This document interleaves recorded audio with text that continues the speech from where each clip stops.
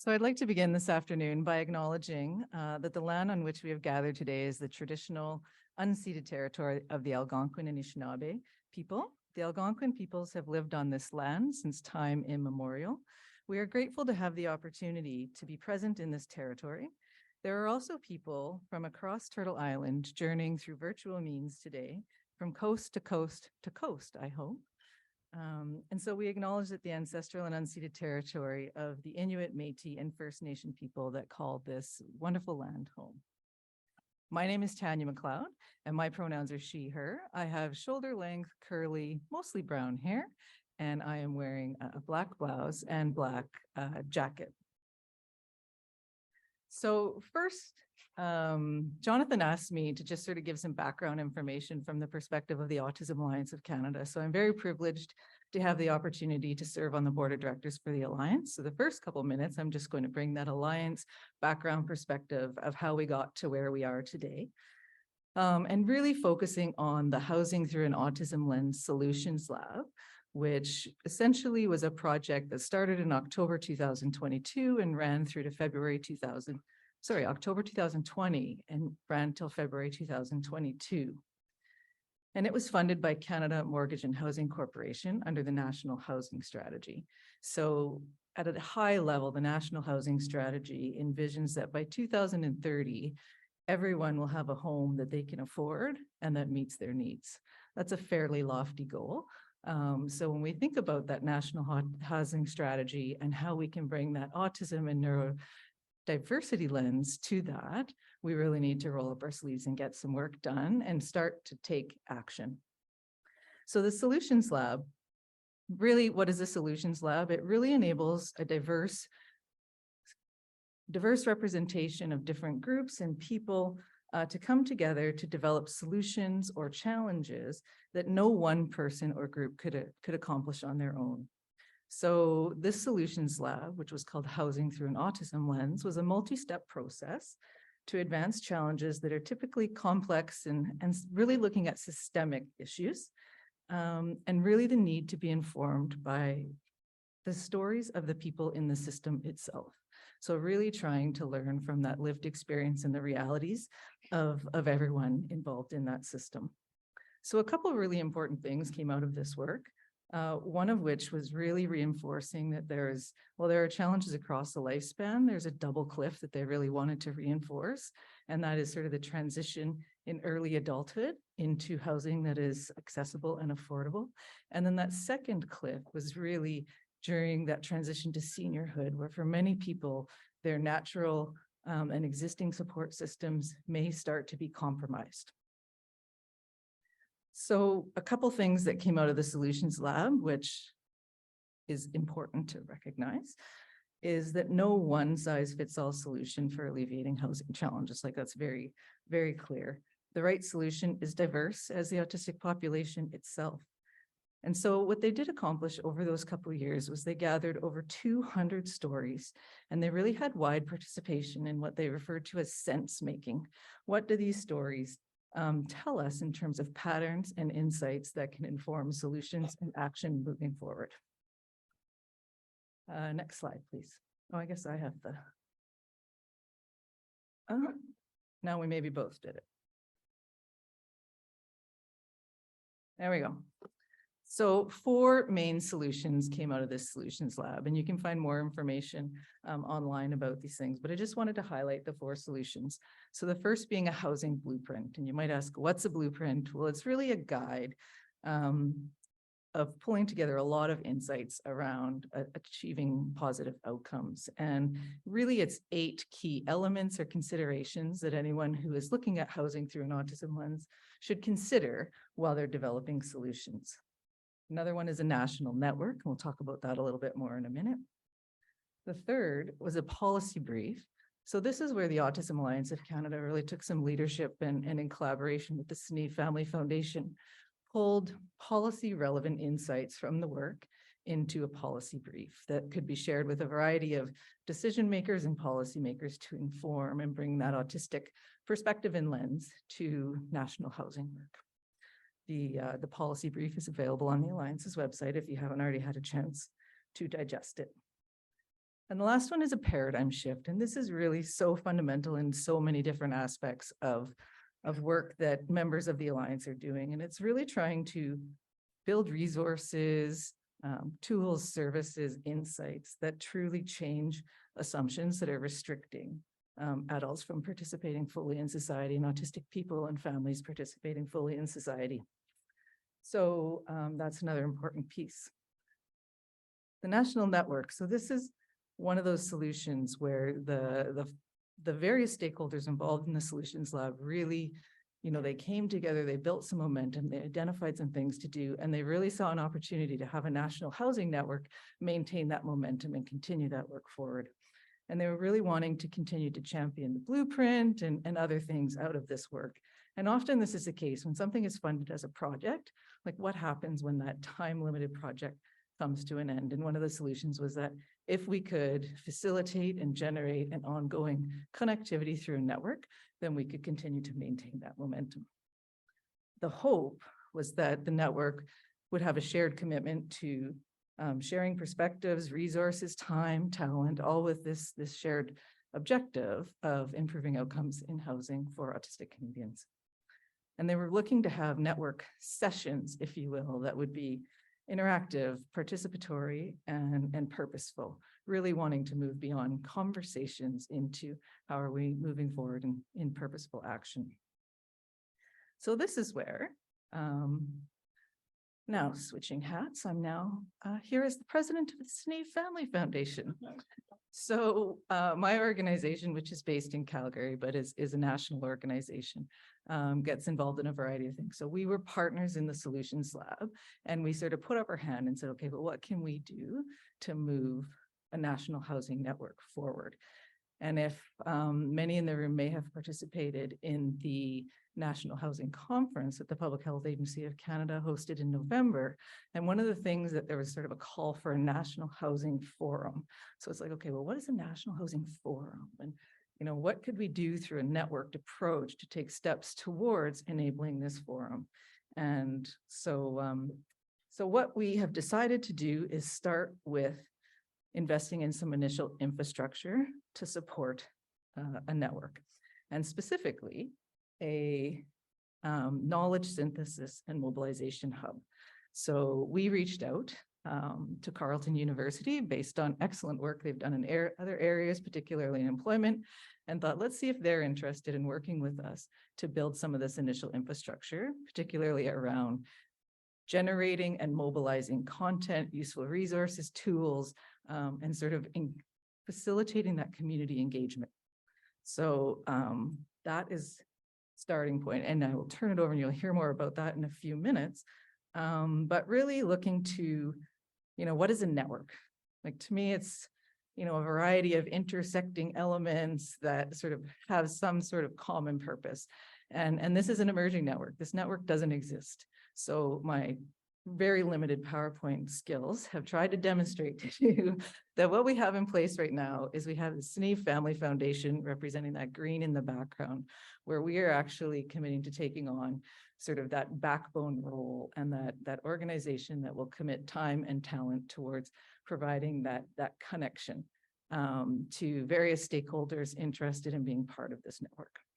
And we have the Autism Alliance of Canada remains committed to advancing and championing policy dialogue. So policy relevant work, how can that inform a national autism strategy and other pieces?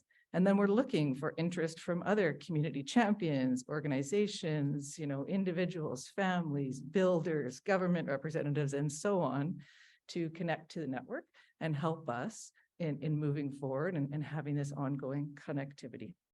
So the big invite for me today is to invite you to join this emerging network, which really at this point means joining a mailing list to get more information about what's going on, because the network is not a living, breathing thing. It will come to life through the engagement of all of you and beyond. So before I turn it over to Tara Connolly to introduce this knowledge synthesis and mobilization hub, I wanted to do a quick shout out that the Canadian Journal of Autism Equity, their next edition is focused on housing and living situations of autistic Canadians. So if you have a story or a perspective to share on housing and living situations of autistic Canadians, please consider getting involved and contributing to this next journal. So I've created a few, like a high level overview of what that is. More importantly, a QR code link. They're out on the table that is like green. It says SNEEV on it. You can learn more about this opportunity to be part of this journal. And if you have really specific questions, Mackenzie Salt is over to the left here, and he is heavily involved in the journal as the lead editor, and so you can ask him your questions. Without further ado, I will pass it over to Tara Connolly from Carleton.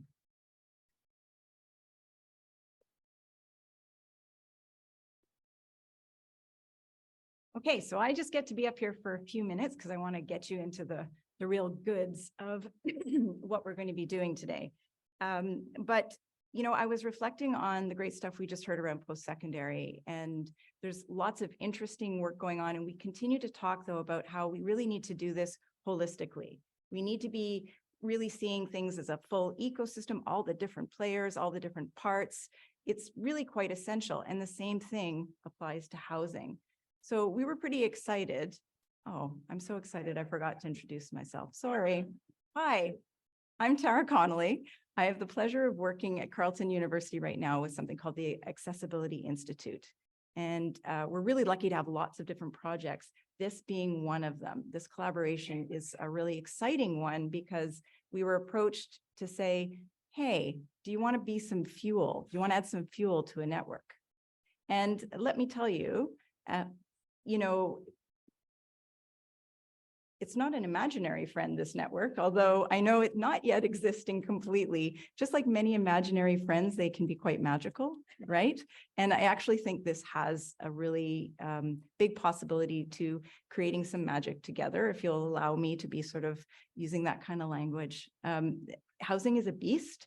It's huge. We know there are so many players, but we also know how incredibly important it is. All you need to do is think about yourself. Where do you live right now? And how is that working for you? And how important is that to your life? So we're excited to be able to generate some fuel and bring forward the work that the community informed autism through housing through an autism lens had already started. So we're really excited to be able to participate in that. I think that's all I'm going to say for now. I get the chance to come back and chat with you in a little bit, but what I would really like to do is introduce you to one of the members of our team who's supporting this work. We're calling it the Neuroinclusivity in Housing. So you're going to hear a little bit about what our project sort of looks like how are we planning to generate some fuel for you folks who are going to be doing some great work in this awesome network that is going to start to emerge, right? So I'm going to invite Mike up to do that, and he will introduce the team to you. And then I get to come back and we're going to talk housing a little bit and ask you a couple of questions, if that's okay with you. We realize you've been doing some hard work here already today. We won't make it completely lengthy, but we do really want to draw on some of your knowledge and your thoughts today. So come on up, Mike.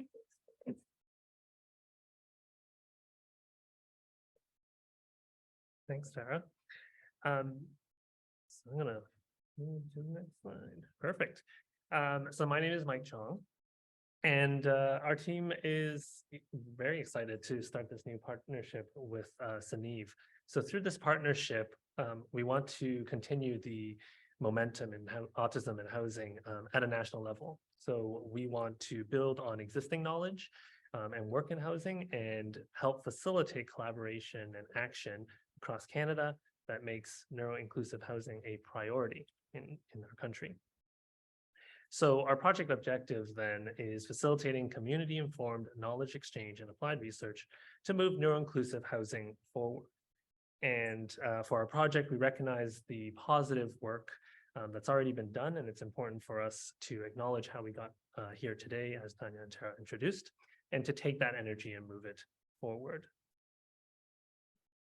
So just briefly, our team currently consists of Tara, our lead, Katie, our project manager, myself with knowledge mobilization, and Margaret, our community outreach liaison. We're all here for the summit, and we're looking forward to connecting with everyone. we're also still searching for an additional team member to help us with the applied components that will really focus on the coordinated action part of our project.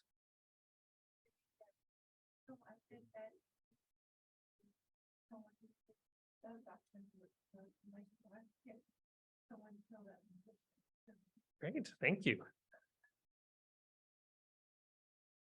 Okay, so why neuroinclusivity in housing?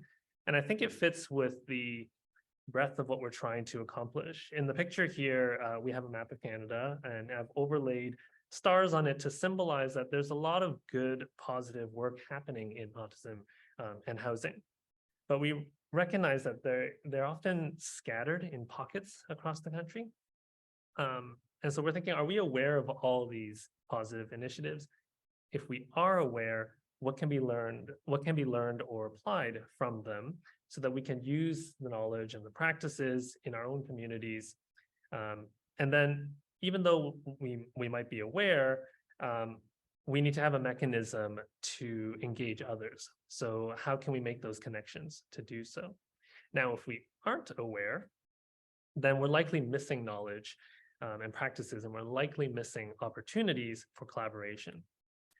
So we also think that these pockets have unique and common solutions, some successes, some struggles, as shown by the lightning bolts on the map. But being in pockets makes it more difficult to collaborate and more difficult even to find those connections and to learn from each other. And we believe that there is a lot of opportunity to connect and that it is critical that we do so. And the arrow icons on the map symbolize that. So how will we be helping this process and moving this along? Well, we want to facilitate the sharing of knowledge and practices across the National Housing Network. In doing so, we will need to curate helpful tools and resources broadly from the entire housing ecosystem. And then with those tools and resources, we'll be supporting housing initiatives and activities in multiple places with an action-oriented approach. And I'll talk about each of these in a little bit more detail as I explain the different parts of the project. We divided our project into 3 phases: show, share, and apply. And they're shown as phases, but they really rely on each other. They really inform each other. In particular, the show and share, because initiatives are being regularly started. They're changed constantly. And so to remain up to date and adaptive, we don't perceive these phases as one and done. To us, it is the frequent engagement in what's happening in the housing, in housing that will really help to inform the network and maintain this momentum.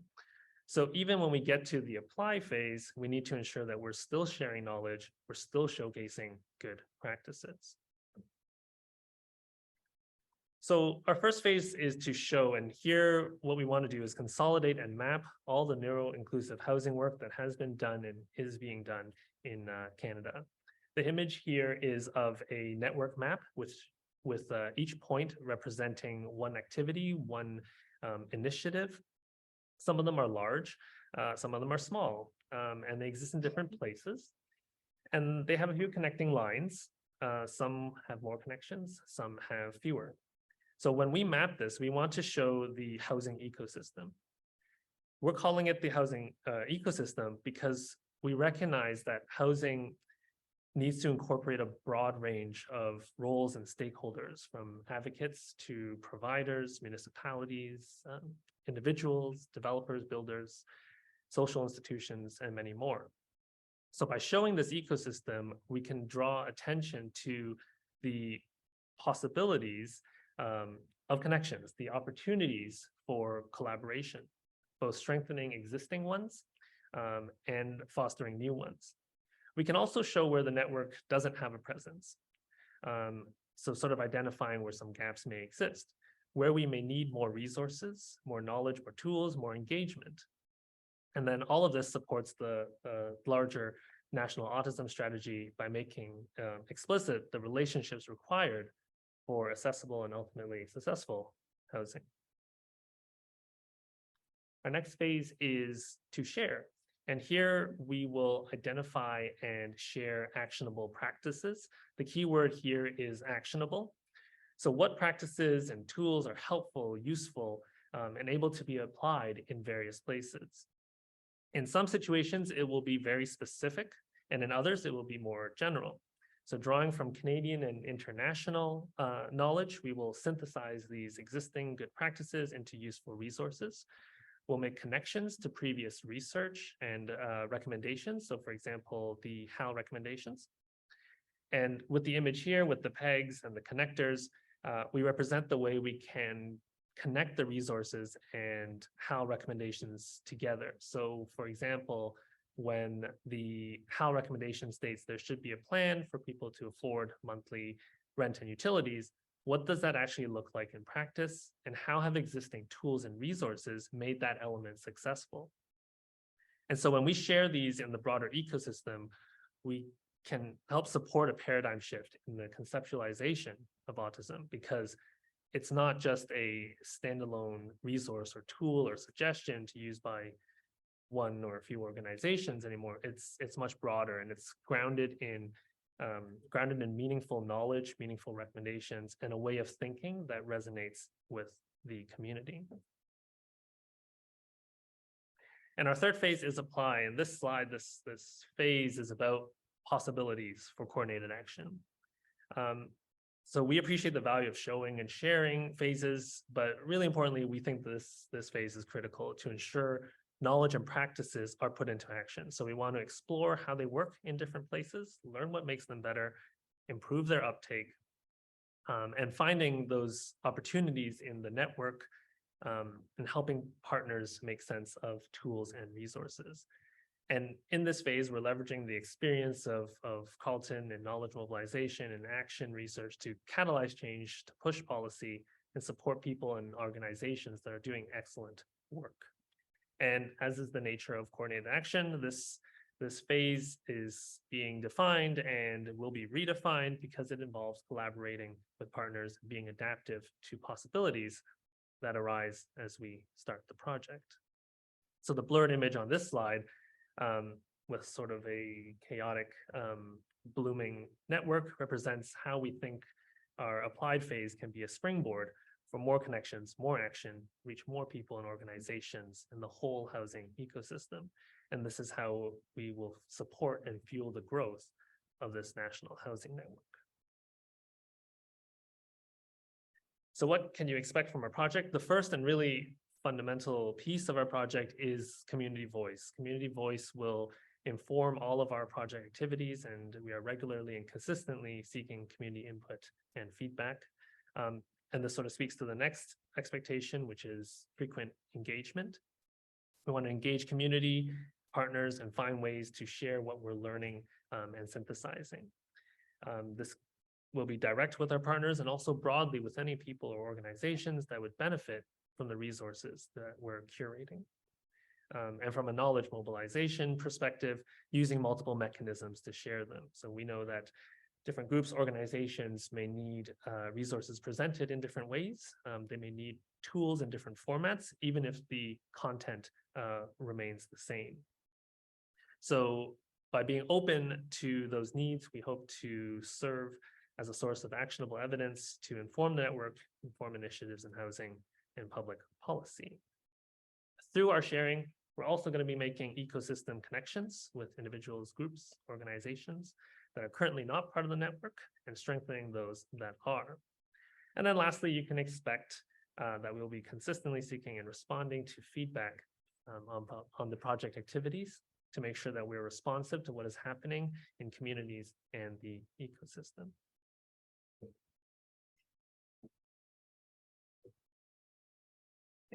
Oopsies. So that's our project, but I wanted to share this. When describing projects like ours, it can get a little abstract. And so here's a concrete example of the kind of housing initiatives and activities we'll be collecting and showcasing. You may have heard of this initiative already, you may have not. One of the things our project is doing is spotlighting practices and projects that are happening in the housing ecosystem. And we're doing this through our show and share mechanism and activity mapping that I talked about before. This here is an example of the kind of positive work that we want to gather and mobilize. So we recently connected with Alison Ansley in Vancouver, whose Solutions Lab work focuses on developing a social finance tool to fund community connectors, because we know that having a community connector is important for housing success, housing stability. And the community connector also supports the entire community to reduce stigma and promote inclusive housing. We can then also link her work to the HAL recommendations, which directly recommended having a community connector, but may not have specifically stated how that would happen. So her work will generate good actionable practices on how it could work and be applicable to the network and broadly across Canada. And so we want to show and share these activities, give people the opportunity to engage with them, to make connections and highlight parallels across Canada. So I'll sort of end with this. This is our call to you. For us to mobilize knowledge and make connections, we need your participation. So we welcome you to share your initiatives in neuro-inclusive housing. We want to learn about your successes, struggles, learn about your partners, your communities, and this will help us generate the ecosystem map as well as curate all the work that's happening in autism and housing. We have a contact form you can access through this link on QR codes on the handout on the tables and in the online room as well. And of course, feel free to email us. And to get more information about the National Housing Network, you can also share your contact information with Sinead through the contact form as well.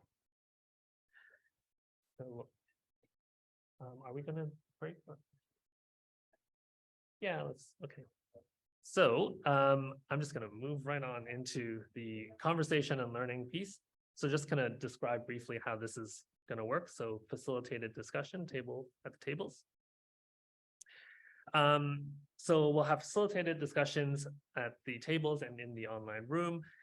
We have a few questions using an online poll that's related to the discussion topics. The link is on the handout and can be accessed with a QR code or by typing that into your browser.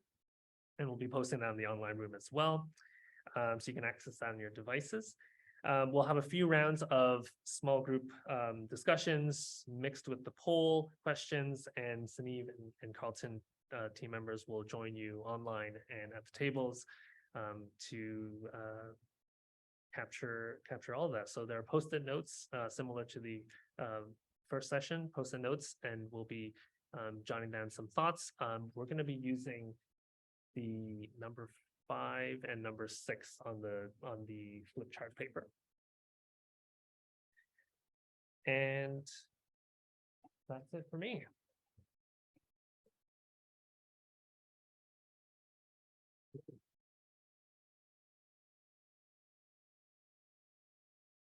Okay, so I get to be back again, Tara.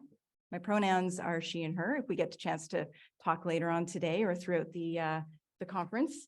And now we're going to spend a little bit of time just sort of, well, I'm already going to go rogue, so Mike is going to want to, he'll probably say something to me later, but that's okay.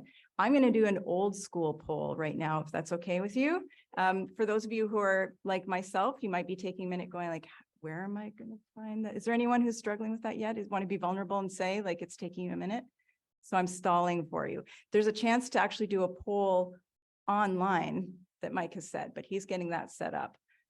I want to do an old school poll, which means if you feel like you want to participate, you can raise your hand when you have your answer to this question. So my question, you want to participate? Awesome. This feels good for me. For yourself, here's my question to you.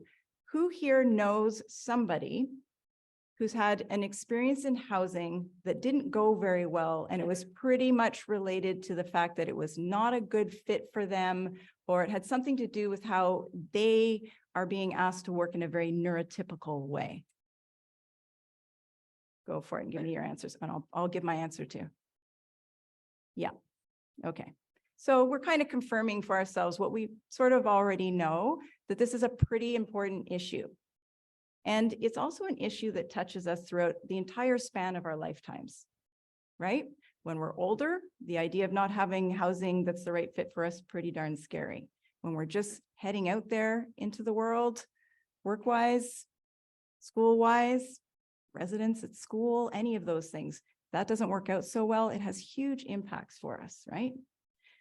As children, if our home life is not feeling secure and is not working well for us, that's also not cool. So as we can see, it's all the way through the lifespan. One of the reasons why this collaboration has come about is that we know we need to start making some traction on the housing issue. And when we say the housing issue, that can mean a whole bunch of things for a whole lot of people.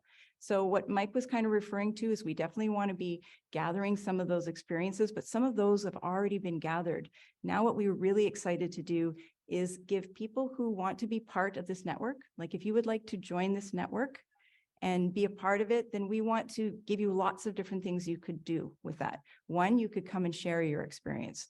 But two, maybe you're already doing some great work in this area, and we'd like to give you some tools and some things you could apply. We'd like to connect you to others. We'd like you to be able to see where you fit in the bigger picture of housing. So that's kind of where we're going with this to start with. And it's not us who's going to define that network. It's the network itself that's going to emerge and sort of start generating that energy. So we get to be the lucky ones to just get started through our great team to generate a bit of information and content that we can put out there for you. Oops. Careful. So that you can start doing the great work or continue doing the great work that you're already doing. And maybe starting to connect to others who don't even realize that they are part of this ecosystem too. Policymakers, builders, landlords, real estate folks, architects. I can start throwing them out. We could do this all day for sure. There's so many people involved who might not yet realize that they have some neurotypical privilege and are designing things in a very specific way that just does not work for everyone. So this is some of the exciting work we'd like to start supporting. The first poll question, which I believe Mike has put up. Oh, you know what I've noticed? It's right in front of me here too. I thought I was going to have to look around. Look at me go. The first question is, where in the housing ecosystem? So when I say ecosystem, I say all the stuff that has to do around housing, whether it is you live somewhere or whether you work in housing or you help someone with housing, where in that do you have, oh, look at me. Where are you putting the majority of your energy?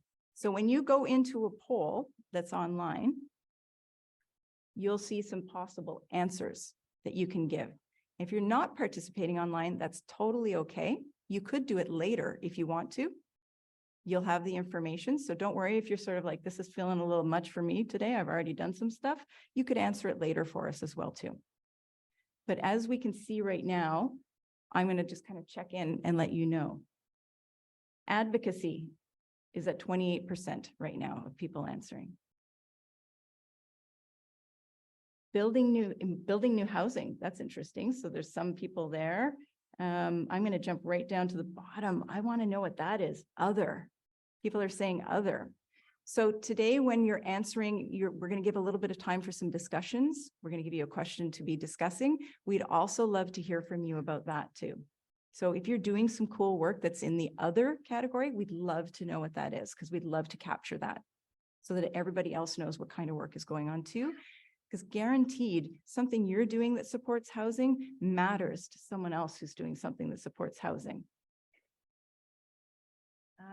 What else do we have? Yeah, advocacy is one of the hugest parts here. So people are spending a lot of time and energy on advocacy. And I guess that makes kind of sense, right? Because we already know there's a lot of issues already going on. Okay.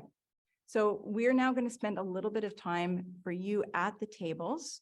Mike went through it, but I'll just remind you that you can capture things on the Post-it notes. If there are people at your table who want to do that for others, that's fantastic. If you feel like you want to generate it for yourself, feel free, write down a sticky and then another sticky and another, whatever you've got going on for yourself, that's cool. And we're going to be capturing that from the table. So it's very similar to the last session we had as well. So our question we'd like you to answer for us is, what do you want to point to today because I realize sometimes today is your priority. You might be thinking of something different tomorrow, but today as a really positive initiative or a project in neuro-inclusive housing, if any. And if you are not aware of any, then I'd like you to write that down too. Not aware of any. That's good for us to capture as well. That tells us. But the reason why we ask you this is because we know people who are coming to this session are at least engaged and interested and potentially doing some bits of work in this area. And so if there's something that you know about, you think is cool, you've heard about, please feel free to write that down. So, and if you can also put down what makes it a good thing in your mind. Why is that a good thing? Why are you telling us about it? What makes it impactful? So we're going to give you some time now to do that. And then I'm going to kind of try and round you back in a minute. We're going to get to do another poll. So probably about how long, Mike? 10 minutes?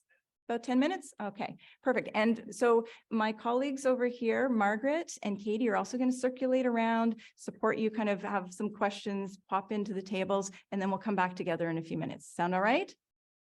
Any questions before we start that off? I don't see any. All right, go for it. All right. So Mike has already put up the other question. We left it open so that people could even already start, but if you would like to answer it now because you haven't yet. In your current involvement with housing, whatever that looks like for you, right? Don't worry about it. I don't want you to stress and be like, well, but I'm not a housing particular advocate, or whatever your experience is in this giant thing we call the housing issue. Who do you have the most collaboration with? And you can pick up to 2 options because that's what the tech gods and goddesses said. I don't know why, but 2. We're going to ask you to pick 2 that you could say. Okay. And there's going to be another question after that you can press next. Is that correct, Mike? Oh, he gave me the thumbs up. Thank goodness. You just did it? Okay, perfect. And it worked. So you answer the 2 and then you go to the next question.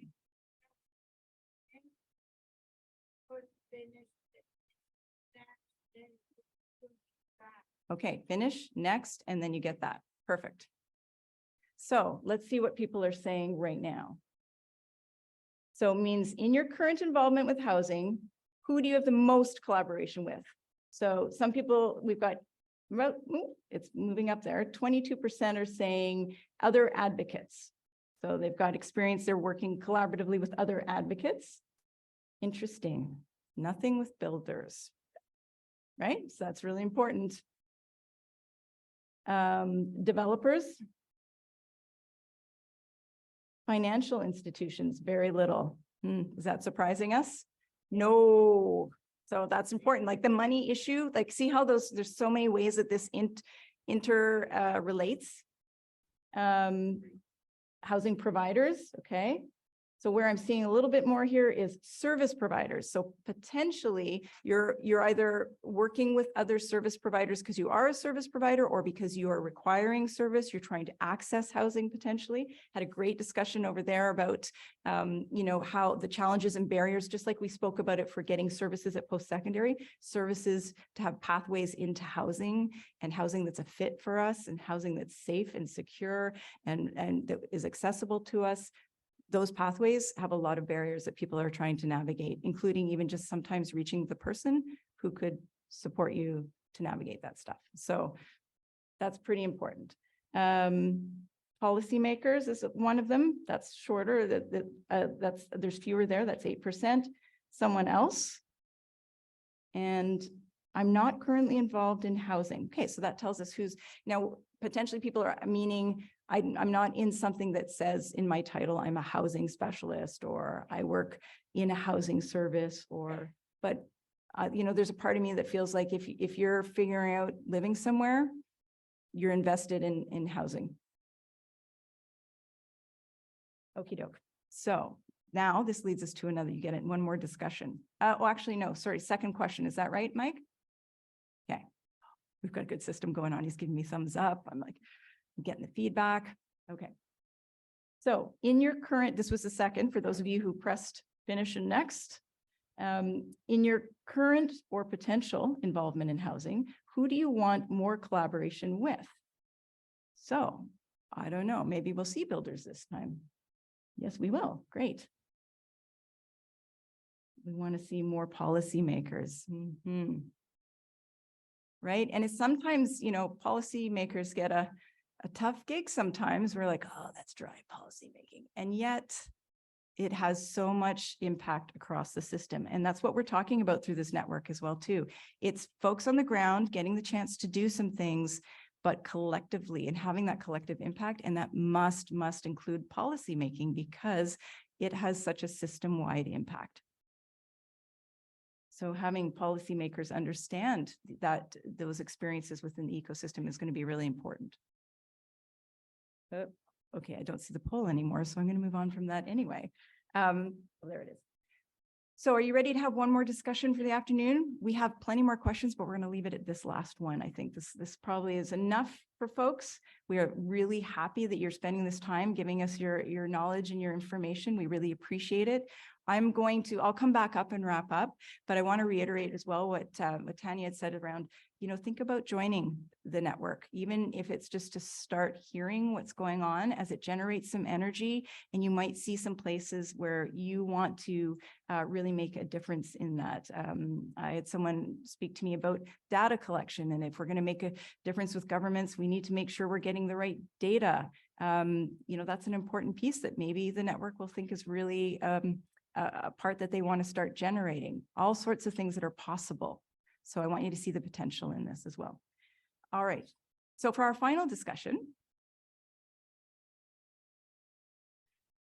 who should be part of this National Housing Network? Well, everybody, come on. But what we're asking you specifically is, who do you really think it's important that they be here and be part of a network? If we're going to make collective impact and really make a difference, and we're talking about neuro-inclusive, affirming housing, right? So who needs to be here? And you can go from the idea of people who are champions or are going to have power to do it. You could talk about people who are going to inform it because they have the lived experience. You can talk about the policymakers, the builders, the architects, whoever you think is important. Please generate that list, because I think that helps us really understand who the real diversity of players are. There are going to be some people who get it right away and say, oh, yeah, of course, I see where this is important and needed. And there's going to be other people who will never have thought it. And they're going to say neuro-inclusive what? And that's okay. We need to make sure we know who all those people are, so that eventually that's where we generate that full understanding of the importance of this. If you know where those folks are, meaning not literally, well, you could tell us where they are, but I don't think they want you to give me their address.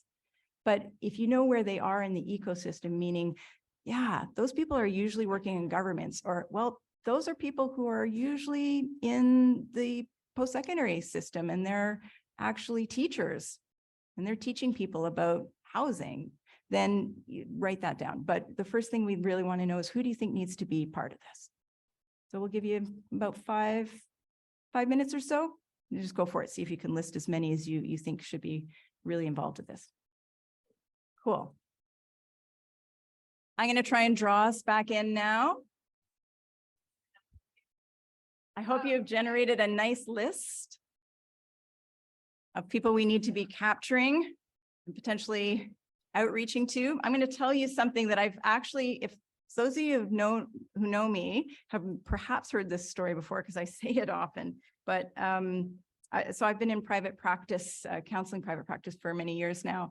And, so sometimes outside of, you see threads of things, right? Like stuff that comes up for everybody. And there's your usual, like we all deal with certain things. We all deal with anxiety. We all deal with family. We all deal, there's stuff. But housing has been something that has come up as a theme. And I used to always say that if I could Xerox myself, which makes me sound very old, I don't know what would we call that now. If I could PDF myself, I don't know. Yeah, there you go. If I could scan myself, thank you, Heather Brown. I would be on Parliament Hill yelling, housing, housing, housing, you fools. And I've been saying that for almost 20 years. That's scary, but because it's so important, and it takes such a sometimes the smallest little support attached to a particular type of housing would be enough to keep things going. And when it's not there, the snowball effect that can sometimes happen for folks, whether that's to do with not having the money, not having the support, just a little bit of someone to be going to kind of make some decisions with, whatever that is, when that's not there, it can really go awry. And then we have people in other systems now, right? Now you don't have a place to live. And now you're connected now with the police system, the legal system, or the health system. So that can get really, really rough. So as we can see, this just goes everywhere, and it's super important. So housing, you fools. Perhaps we could start yelling it collectively, and also generating and applying some work. So one thing I love when I'm chatting with Tanya is that she's about sort of uptake and making sure things are doable. So our project isn't about kind of creating yet another model. We feel that there are some models out there. We hear there's good stuff going on. We really just want to start to give fuel to whatever proverbial fire you would like to create around the issue of housing. So I leave that with you today to think about, to know that Mike and Margaret and Katie are all going to be here at the conference over the next 2 days over the summit. So please feel free to ask them about the project, the network, or anything else you want to engage with them on, and they'll be happy to give you some good information. I get to be here too, I forgot to say that. So I'm looking forward to chatting with people too, and just hearing about the great work that you're doing too. I always learn so much when I'm here. So thanks very much for spending time with us today.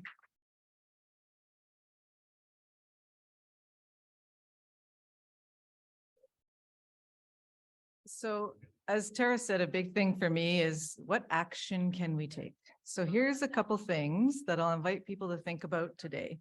Stop hitting things that are in my vicinity is one. So we've talked about this National Housing Network. What is a network? Well, it's about people connecting, right? Sharing ideas, perspectives, learning from others, and so on.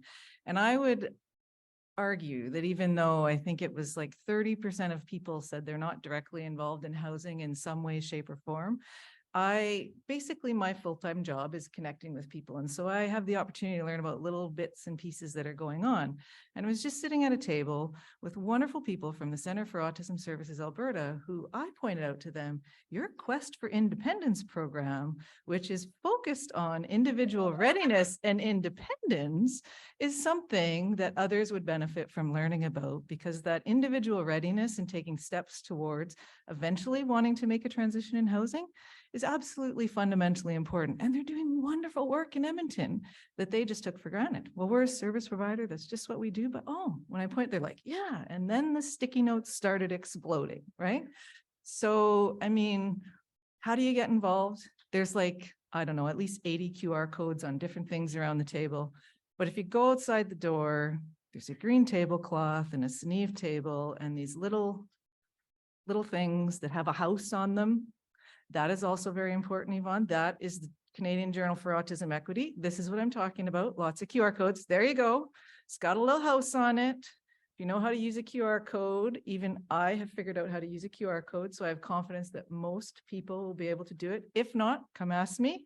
I am skilled in using a QR code now.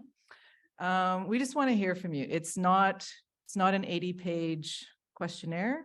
It's really your name, your email address, and giving us permission to share further information with you and get you connected to this network, which is really about champions, individuals, interested stakeholders wanting to stay connected to the work moving forward. So to move from intention to action, scan the QR code, put your name on the mailing list, or at least take one of these cards so that when you're ready to think about doing that, you have access.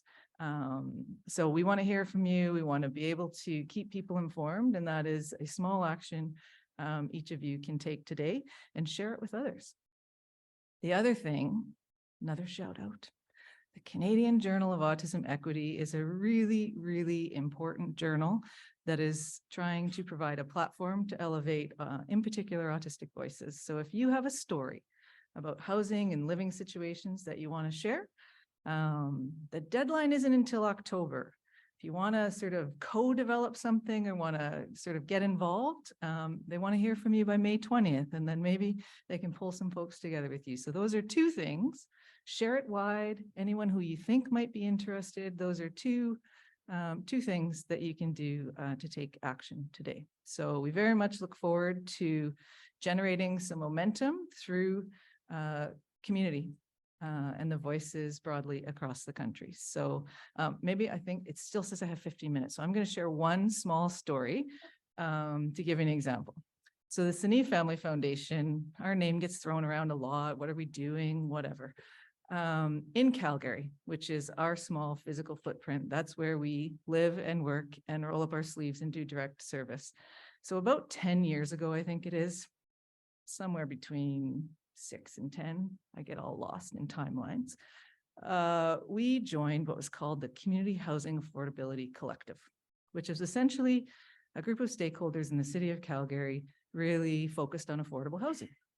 When we joined, and it's largely housing providers, social service organizations, people focused in housing, and in particular, affordable housing. So that group knew nothing about the autism community or the need for neuro-inclusive and accessible housing.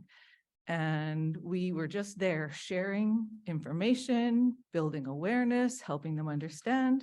And 10 years later, we have actually in Calgary alone been able to generate access to more than 50 units of affordable housing. No dollars and cents exchanged hands, like there was no big funding.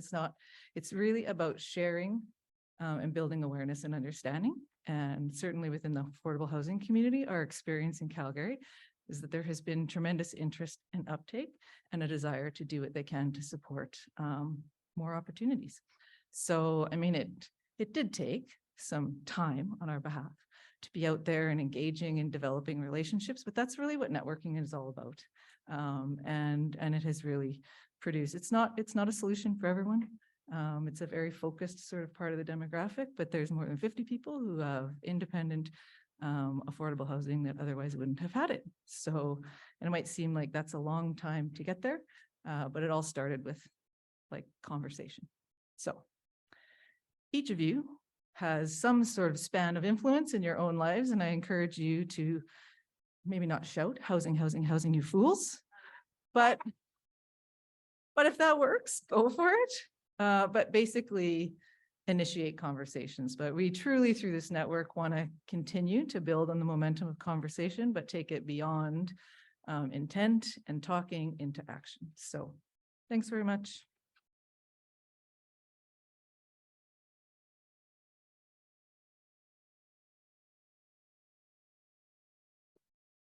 So thank you, Rudy. And, as Tanya said, conversation, and this is what we already had such rich conversation today. And we're looking forward to 2 more days of rich conversation.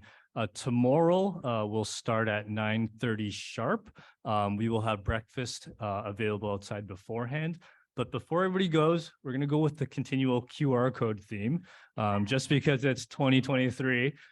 It's also going to be sent to you by email, so don't worry. It's just the evaluation form for today, and there's going to be some feedback about some of the questions we couldn't get to in the session. So it's just an evaluation form, just so to let us know how we're doing, things you want to get in touch about in the future, based on the work that's presented today. So thank you for the great pre-session day for the summit, and we'll see you all tomorrow.